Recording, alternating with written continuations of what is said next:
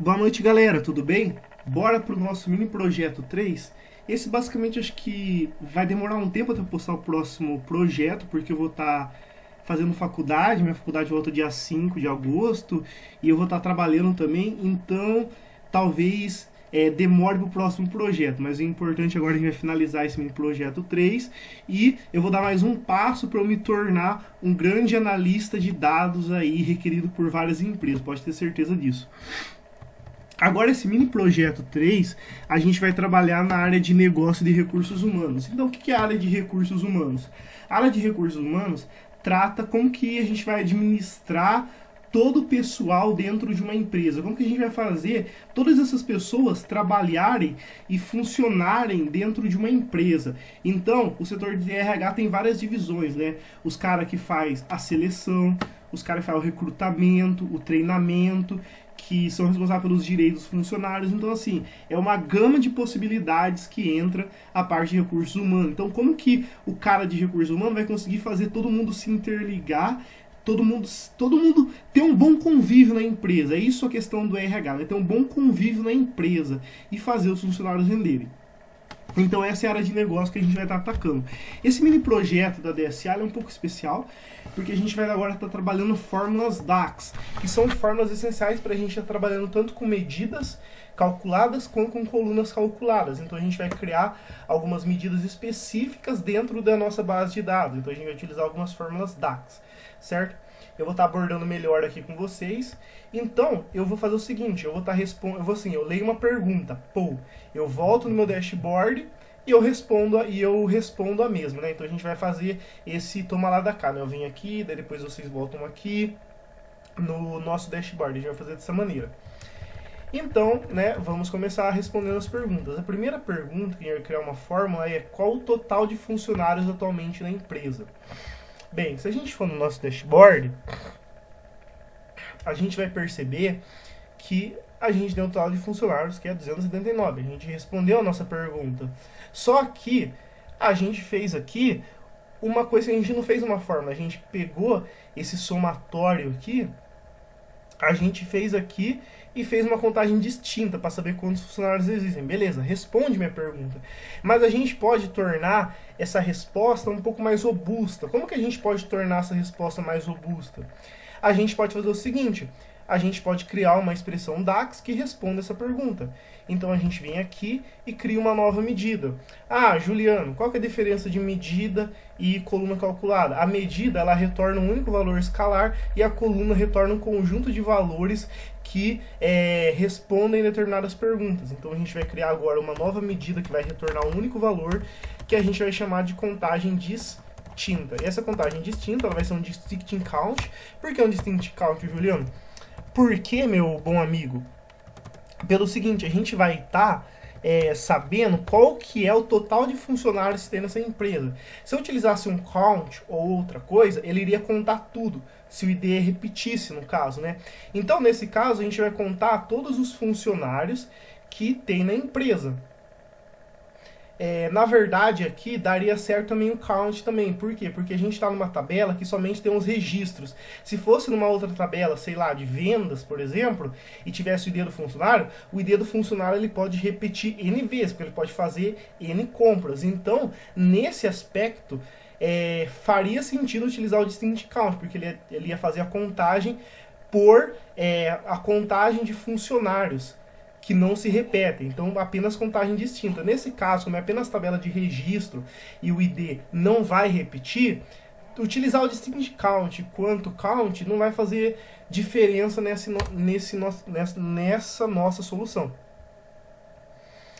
Então a gente vem aqui e a gente vai criar um novo card, né? E nesse card a gente vai colocar a contagem distinta, a gente vai ver que ele está retornando o mesmo valor.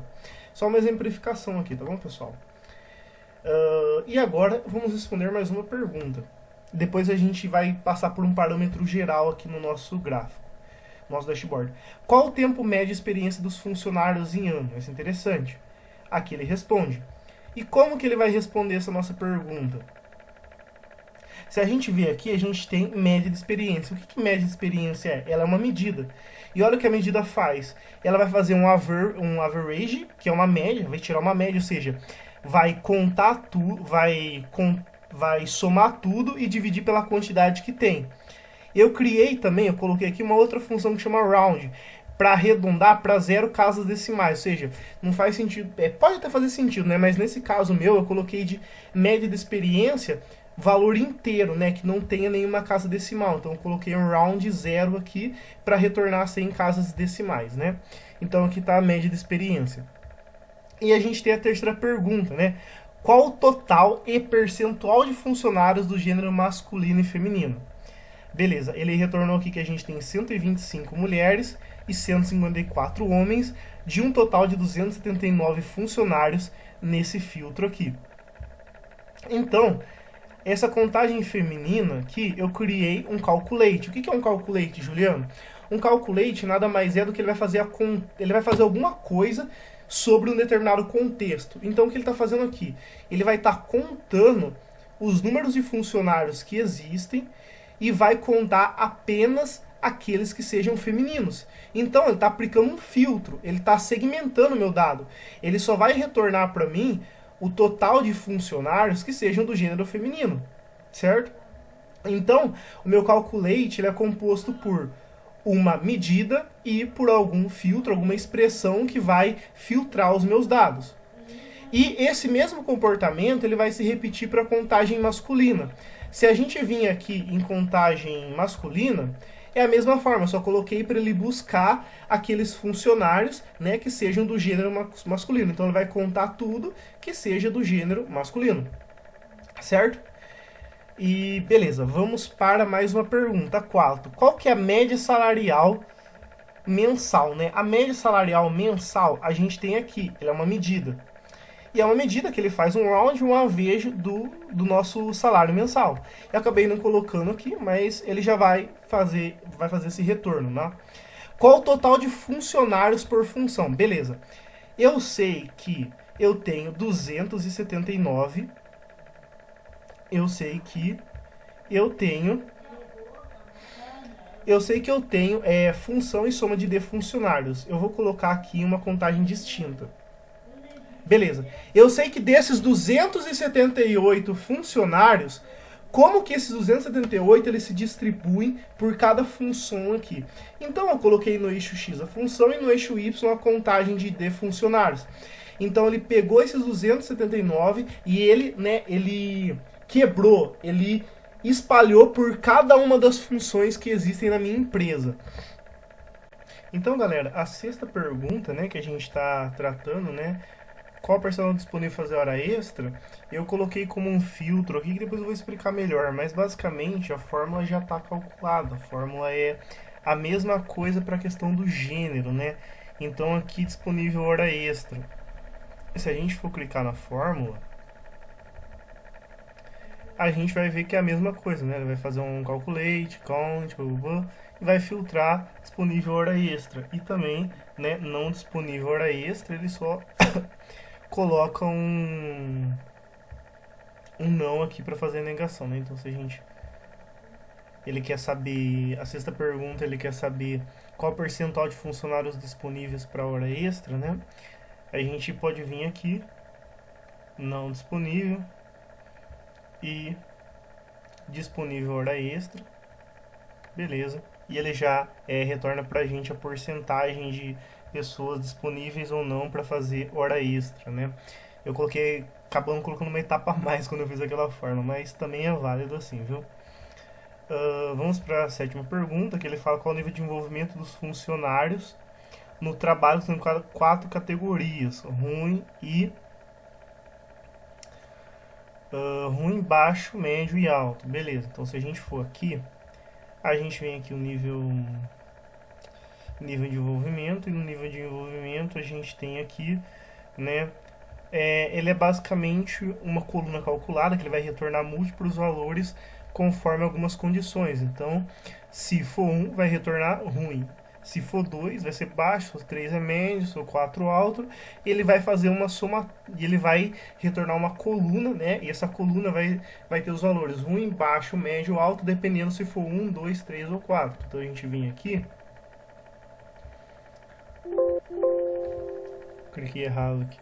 Que bom que é uma base de dados pequena, né? Então não tem tanto aqui. Vamos ver nível de envolvimento.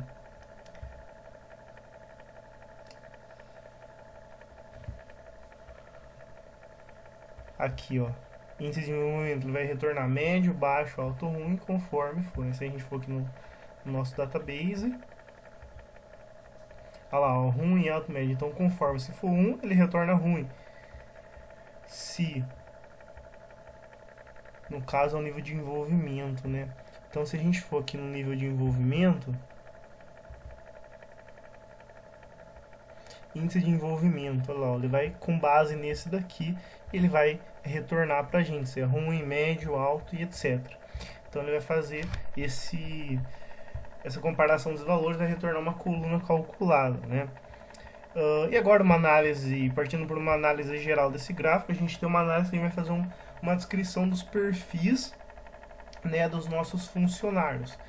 Então, a gente vê aqui quantidade de funcionários por funções e com base nesse filtro, beleza. Os meus funcionários que estão entre 18 a 29 anos, quais são as funções que eles mais atacam dentro da nossa empresa? E qual que é o estado civil mais predominante deles, né? E qual que é a relação homem e mulher para essa faixa etária? E os que não estão disponíveis para hora extra? Então ele faz tudo um retorno com base nesse filtro, né? Então tem total de funcionários 168, média de experiência 5, mulheres e homem por uma faixa etária que está entre 18 a 29 anos e disponível para hora extra não e viajante raramente. E a gente vê que a função que cada um desempenha predomina mais como cientista de dados dessa empresa, que seja uma pessoa, no caso aqui, sou casado. E daí, além disso, a gente pode fazer o seguinte, se a gente clicar aqui em cientista de dados, a gente vai ver como se distribui homens e mulheres em média de experiência. Então a gente vê que para cientista de dados a gente tem 29 mulheres e 57 homens. E a gente tem uma proporção de mais, no caso, mais homens do que mulheres para cientista de dados. Se a gente clicar aqui em analista de dados, a gente vê que tem 10 mulheres agora e 34 para esses filtros aqui que eu apliquei, né? Correto? E a gente vai fazendo esse mesmo processo para engenheiro de IA, né? Então vai pegar esses 19 aqui, que é o total de funcionários nesse cargo que foi fragmentado aqui, e vai fragmentar entre mulheres e homens. E vai aqui retornar a porcentagem de participantes.